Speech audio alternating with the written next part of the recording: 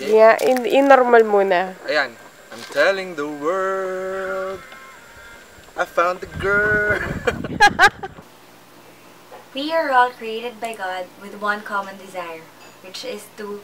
Wait lang. Or barkada. Tanggalin ka na yung barkada? Okay lang kahit may Tagalog. Hindi. May Tagalog naman talaga. Sige. Haba eh. Ay, pambihira.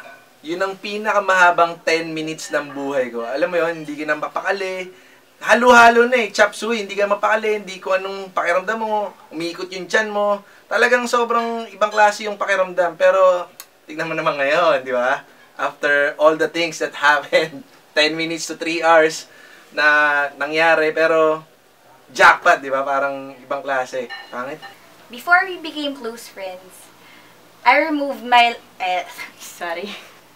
Before we became close friends, I removed love life in my faith goals. Wait lang, nag-stutter ako. Before we became close friends, tinanggal ko yung faith goals ko. Nawalan ako ng faith. Nawalan ako ng faith ko. Nawalan ako ng faith. Ayoko na ng faith. Before we became close friends, I removed love life.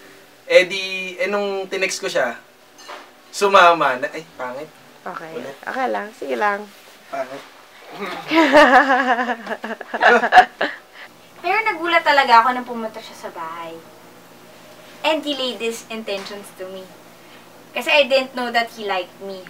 I was that shocked that it took me 3 hours to answer his question. Practice lang. Wait lang. To answer his question. Nakalimutan ko na. Sabi ko lang, filingero nga kasi. Sabi niya, crush ko daw siya. Eh, syempre, titignan ko siya, nasa stage siya, no? Wait lang, mali. Kasi tumitingin ako sa kanya. Pero honestly, hindi ko talaga naiisip or nakikita yung sarili ko being a pastor's wife. Kasi, hindi ko alam. Wait lang. Natigil pa yun. Nagulat nga ako. Masaktan nga. Magkaiba kasi yung nilagay mo sa script eh. Nagulat ako kasi hindi ko naman sila ka-close. Tapos, niyaya nila ako. Pero, sabi ko na lang sa sarili ko, it's about time na makakilala na rin ako ng ibang tao other than my usual friends. Grabe, alam mo yung pakiramdam, halo-halo, di mapakali, di ako makahinga. Sabi niya, mag-Facebook muna ako. Sabi ko, hindi, isa lang gusto ko, isagot mo. Talagang sabi ko, ito na yun. Ang tagal eh, 3 hours. Talagang pahalo-halo, pero tignan mo naman ngayon, di ba? Kung titignan mo yung itsura namin ngayon, yes, jackpot, di ba? Kaya nung sinabi niya na pwede ako maligaw, hindi ko na pinakinggan yung second statement na sinabi niya na pero huwag kang umasa. Kasi inisip ko, pumayag ka na magpaligaw eh. Yun na yun, tatrabahuin ko na lang.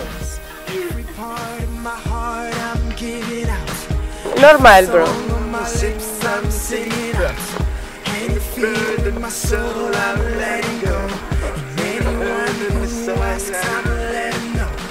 She's the one, she's the one, I say it loud. She's the one, she's the one, I say it proud. Ring a bell, ring a bell. Ito na, oras na. Ring a bell. Higop na ako? Hindi pa. I'm telling the world, I found the girl, the one I believe for, the one who deserves to keep on high, the reason to fly. Pero sabi ko, normal. Nahirap ako ka. Yan yung normal. Okay.